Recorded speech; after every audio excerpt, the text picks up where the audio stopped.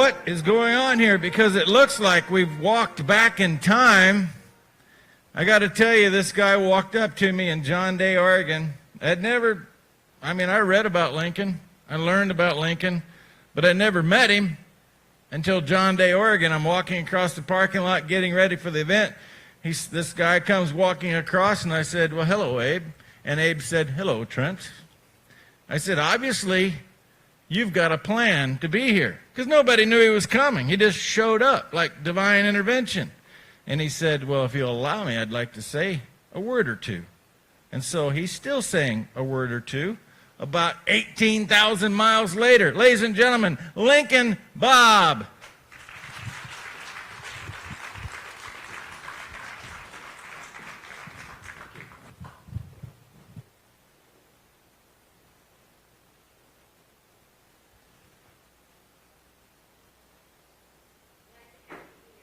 Thank you, sister. I'm glad to be here with you.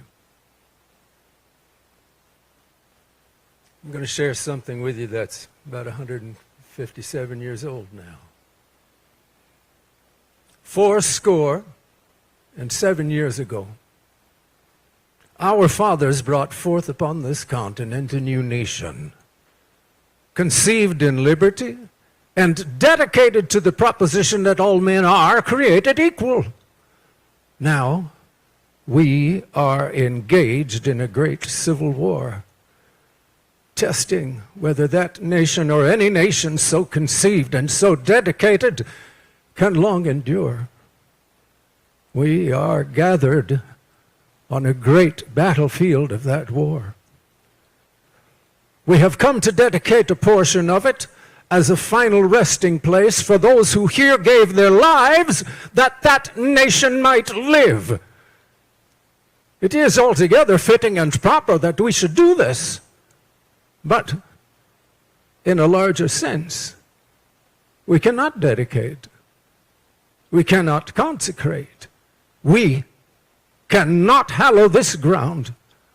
The brave men living and dead who struggled here have consecrated it far above our poor power to add or detract. The world will little note nor long remember what we say here, but it can never forget what they did here. It is for us, the living rather, to be dedicated here to the unfinished work which those who fought here have thus far so nobly advanced. It is for us to be here dedicated to the great task remaining before us, that from these honored dead we take increased devotion to that cause for which they gave the last full measure of devotion, that we here highly resolve that these dead shall not have died in vain, that this nation under God shall have a new birth of freedom, and that government of the people, by the people, for the people, shall not perish from the earth. It's time to help people customize and save liberty each. Thank you. Moderate to severe ulcerative I appreciate you very much. Your plans can change. It's the people. It's the people. It's down to us. It's always been up to us. But because we're dealing with the very nature of power itself, power accrues unto itself. It is human nature that when individuals gain power, they want more. And when they gain a coalition of powerful, the coalition takes on a mind of its own and goes for more power and more money. It's possible that any of us could be infected with that virus. Our founding fathers understood that and devised a system where power could not accrue unto itself, unless the people fell asleep at the wheel. Now, it's not just our fault that we had fallen asleep at the wheel. We are dealing with the most sophisticated propaganda machine in the history of humanity. The television, the radio, the way these organized propaganda mechanisms are working, the stuff we can see on TV and the stuff we can't see, the stuff we can hear and the stuff our conscious mind does not hear. I saw recently a collection of technologies that are used with high-frequency pulses to communicate messages and beliefs into your minds without you knowing it. And they are engaged. And this has been going on a great long while. My name is Bob Jackson Minor, and I'm from West Texas originally, but living these last 22 years in Southern Oregon in a territory where we have a lot of theaters, and I spent a lot of time working as an actor and a musician. But at this point, all of that became prologue, because whatever God developed in and through me, through my life and my interactions with other folks, is simply to prepare me for now. And what happens now is a dance with the unknown. We can't tell what's in front of us. We can't tell. But we can tell for certain what they want us to believe is going to happen to us. If you look at the websites for the World Economic Forum, you can see Klaus Schwab himself tell you that by 2030 you will own nothing and you will be happy. You going for that? No, sir, I'm not going for that either. Now, the problems in our deep state, for those of you who have studied it, who probably know this, the problems in our deep state really started after World War II with a thing called Operation Paperclip, where they brought in a whole 127 Nazis at the first round, and there were, I don't know how many in the final round, but well over 1,000. Now, these people did not undo their alliance or their allegiance with the Nazi beliefs. They simply got into positions, secretly into positions of power here. One not so secret was Wernher von Braun, who became the head of NASA. But he's only one in that picture of the original group that I've seen. So Nazi ideology made its way in and corrupted the agencies that became the CIA and other agencies. And then so many people became blackmailed, bought, or brainwashed into an agenda that they did not fully understand at the time. But the architects did. We're dealing with that right now. So we need to wake up and say, that's what's going on. But the important thing for us to remember is that every bit of the power that has accrued unto them came from us. That they got all that power from the money of us, from our money, from we the people. The productive people in this country is where they have usurped the power. So we can take it back. And one of the things about taking back, I believe, is that it's not particularly wise to meet the enemy on his own ground. Now, their ground is force and violence. That is their ground. Thank God we have a lot of white hats in the military who will wake up to what's going on. And I think many are fully awake and have been watching this, waiting for an opportunity to knock it down. But they have the power of force. The government, the federal government, and governments in general have the monopoly on force. The rest of us are not allowed to use it. And if we go after them just with a show of arms, we're on their turf. So how do we defeat the enemy? How do we get onto a turf they cannot understand? I believe it's unity. My background, I've been a Republican and then a Democrat. Well, first a Democrat, then a Republican, then a Democrat again, and right now I am just fed up with all of it. Yes, sir. I absolutely believe in people over politics. I absolutely believe that all people are created equal and deserve just and fair treatment. I believe that a lot of the things that go on in the so-called legal justice system are legal injustice. It's a system of injustice in so many cases. All cases? Probably not, but many. So there's a complex situation, but it does boil down to this simple thing. In the same way that rainwater will accrue into the ditches as it rains, if we're downhill and a little tributary, a ditch starts to form at the top of the hill during a big rain, and we wait till it's accrued and gathered more water and try to meet it downhill, it's going to take big equipment and all kinds of things to stop that flow. But if we go to the headwaters, we can redirect that flow with a trowel. I've seen people do it, where they get down and they start to just keep redirecting that flow till it spreads out over the whole hill. And then it doesn't accrue into itself. And that's one person with a trowel compared to a team with big equipment. So we need to learn where our headwaters are.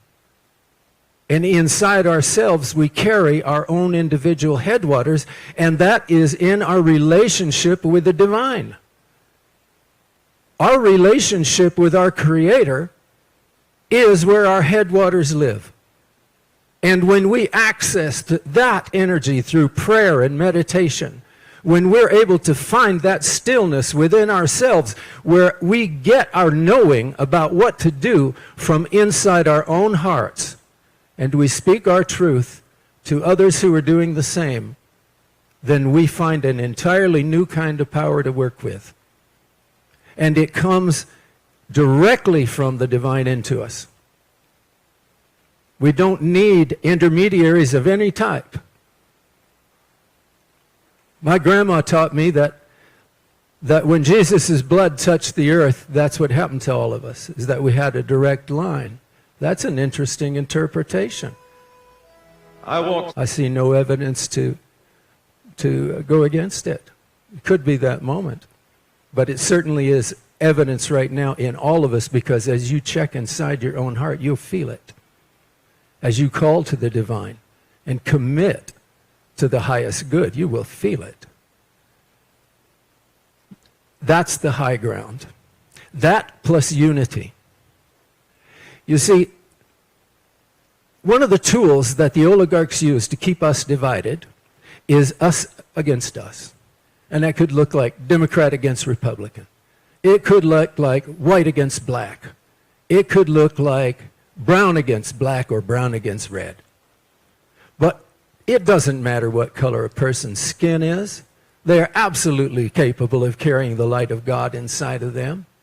It doesn't matter what background or religion they come from. If they're carrying the light of God, you can see it in their eyes and you can see it in their behavior. You can see it in their warmth and their friendliness. And I think that that is where we unite. That we unite the light of God no matter where it shows up in front of us, without any kind of social blinders whatsoever.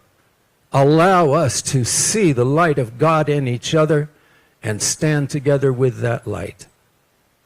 And that's just like what Robert David Steele said about the populist progressives and the populist conservatives.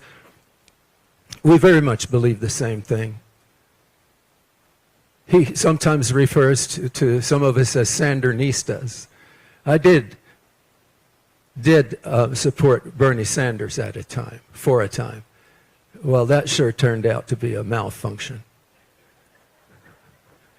I've made multiple mistakes in my voting career. Yes, sir. Thank you. You know, I appreciate that. We all make mistakes. Isn't that true? Anybody here ever made a mistake? If you would, please hold your hand. Thank you. Anybody not? I've been waiting to meet you. Yeah, that's right. And in fact, sometimes it looks like to me that the mistakes are the highway. Once I recognize a mistake and compare it to my other mistakes and say, okay, where does that put me in a line of balance now? A line of alignment with that divine consciousness that's working through us all. Then we get on the right track. So, to me, the secret is right here in this phrase. It has two parts, and they're just inverted. Unity through sovereignty. You see, when we know inside ourselves, when you know that you are sovereign over your body, you are sovereign soul inhabiting that body, you are sovereign over your body, over your experience. Thank you. And we don't cower in fear with the fear porn that's being shown on television. If they showed you the truth about how many people on planet Earth die every day from car accidents at every point in the COVID history, even with all of those rigged and false numbers, there were more than 1,000 more people a day dying in car accidents around the world. So that fear produces something inside of us. And what it does to the brain is it sucks all the energy out of the critical thinking part of the brain, out of the creativity part of the brain, sucks it right back into the amygdala, where we have the fight or flight mechanism. It can fight, it can run, it can hide, and it can surrender. And none of those are worth anything when it comes to dealing with a problem like this. We may need to fight, but first we need critical thinking. And we need to fight in our own way, on our own ground, in a state of unity and love, because the enemy cannot understand it. They can't understand our capacity for love and compassion because they don't have it. And we do. So as we mature individually and find sovereignty inside ourselves in our own true souls, then we recognize that in other people. There's no room for racism or sexism or any isms in that, because there's only one. It's the divine, and it's in all of us. And when we recognize that, we are at the headwaters. And when we invite the people that we formerly thought were so much unlike us that they couldn't possibly be part of the solution, we see that they absolutely are. That in the light of God, we are many. We are many and we are everywhere. So the other half of that is sovereignty through unity. We have unity through sovereignty and sovereignty through unity. I envision an America where we all live free. No matter what the World Health Organization or the World Economic Forum or Bill Gates or Tony Fauci or any other psychopath thinks we ought to be doing. Yes, sir, we live free. I want to thank you for letting me talk today. I love you very much. I'm grateful to be here with you. God bless you. God bless America. We stand together. We stand.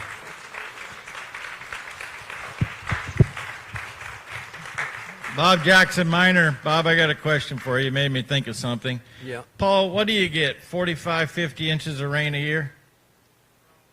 Okay. And the rain comes and it runs rushing down this hill in a pretty rapid fashion. And Bob, there's no ditch that is eroding down this hill with all the rain that it gets. Isn't that Why great? is that? Yes, sir, that's right. Why? That's right. Oh, because it's covered. It's covered and it's healthy and it's alive. And every bit of And that it's grass farmed. has a root. Every bit. And that grass forms together a root basis that gives the strength to the soil. If you didn't have enough grass there and you had just a few roots, it would erode out. Yeah. And you just gave me the analogy of what we're doing. We That's are right. giving the roots to the community to protect the erosion of the federal government. Yes, sir. And you can't do it alone. You've got to do it as a community, and that's exactly what Bob Jackson Minor just gave us as a visual. Thank you, Trent Luce. I actually have a task for you before you go. You do? What's that?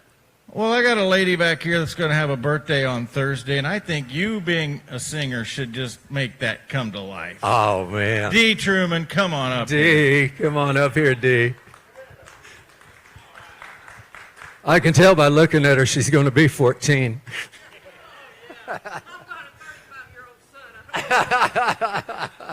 Come on over here, D. You guys, let's sing happy birthday to D. Good. Hey, well, D, did you get embarrassed? You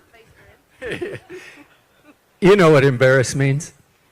It means getting caught doing what you want to do. Oh, no, that was me. Okay, never mind. Let's do happy birthday.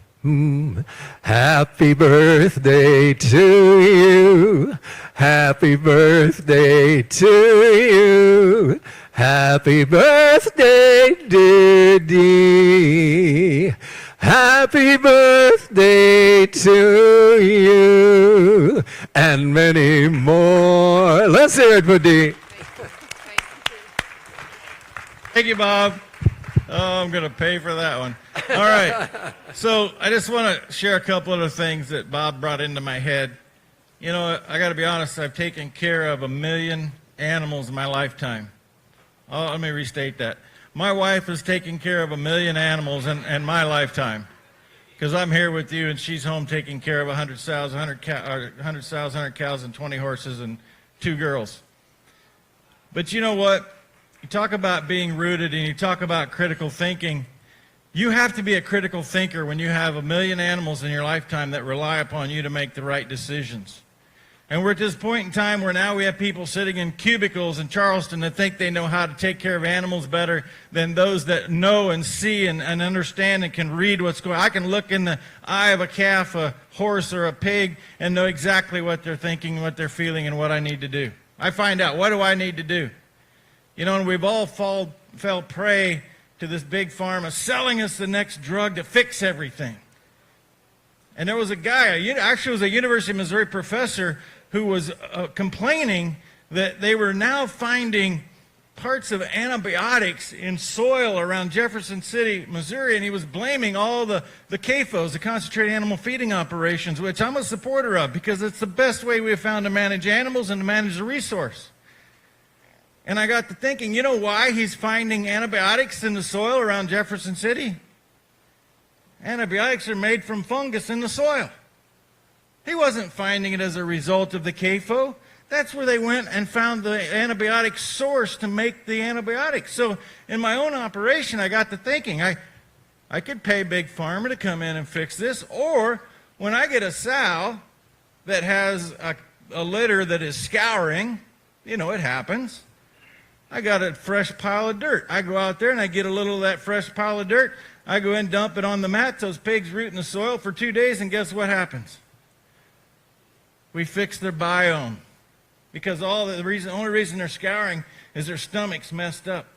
And we go get that dirt that's got a little fungus in it, and it's got all of that comes in and fixes that animal. And what are we doing? We're just basically building that immune system so that the animal it's going to come in contact with a lot of things in its lifetime. And it's a matter of whether you prevented it, the interaction, because of how you built the immune system, or you stressed the animal so the immune system fails. Put that in context of what we've been doing in the human population for the last 100 years, and particularly 50 years. We've been telling people to eat the wrong foods. We've been inverse in terms of high natural sugar and carbohydrate foods, low on fat and protein. And what has that done to our chronic disease? It's skyrocketed. In the past 50 years, as the USDA continues to screw up our food guide pyramid, chronic disease and obesity has continued to skyrocket because we don't feed the immune system first. And I personally believe that the jab, which is not a vaccine because it did not go through a process, is nothing other than to create chaos in the immune system so that the next time your immune system comes in contact with something, you're going to be stressed. I learned all of that from animals. And we need to get back to that, particularly for our kids, because if everybody's going to have some level of stress, but your lifestyle, your diet, and all of these things, how it affects your gut bacteria, which is what we learned. I had a nutritionist, Dr. Fred Madsen. In 1983, he came to my place and he said, Trent, you got to start feeding your animals to build their gut bacteria right. And if that's right, it'll feed the immune system right, and then you can interact with whatever issue. Everybody's scared to death of a virus, talking about Bob and critical thinking. Everybody's scared of a virus. Do you know how many viruses make up the human body? 380 trillion. I don't know who counted them. I just know that's a lot of viruses. So why all of a sudden is one virus so deadly? And I have the answer to your question, Bob. 42,000 people in the United States die each year from automobile collisions. 2.98 million people died in 2019 in the United States. Last year, in the big year of COVID, does anybody know how many people died? 3 million. Statistically, the same exact number of people, particularly when you look at the population growth that we had slightly. Where's the critical thinking? And here's the bigger issue, and I'll let Kevin Jenkins solve this problem for you. Because you have family members that are arguing with you and dividing within the family because you think one way and they don't want to be a critical thinker. There's probably the biggest solution that we all need to find. How can we get our family members that we love to just stop, take a moment, and be a critical thinker? That's